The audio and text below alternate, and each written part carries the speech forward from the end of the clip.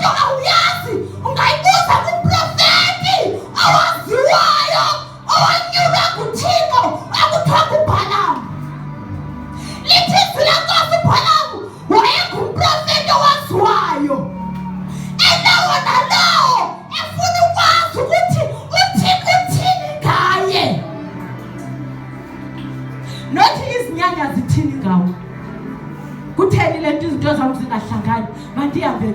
Mandiye kwinyanga ndiqonde ukuthi noba kuthiwe mandonakalisephi.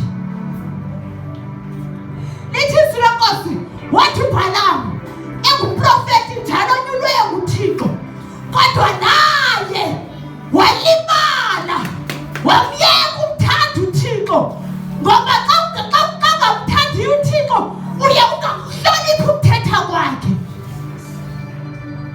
Wabizwa nguBhalaki ukuba makeze azomxelela ukuthi makeze eyona nto ifunayo uBhalaki kuba makeze azoqalekisa amaSirayeli.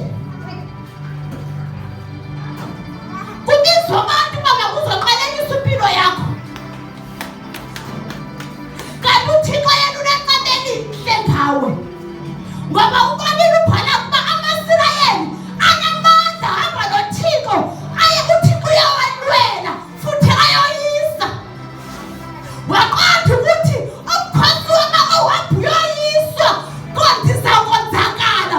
Wathi khona umprofeti, mandibize umprofeti ukuze azondiqalekisela lamaSirayeli, kanti akayazanga ukuthi uzizele nacebo lokuba amaSirayeli makasikeleleke.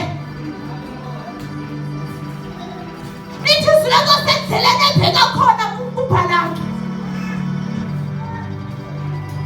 ekhona indonki yakhe uBhalamu ebeyisebenzisa iminyaka apha hamba khona.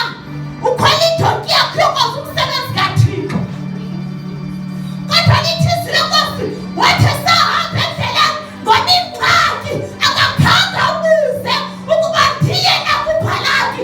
Uye wahamba ngoba intoni? Usukile emthandweni kaThixo, ngoba kasenayo la connection yokuthetha noThixo yokuba ndiye na okanye ndingayi.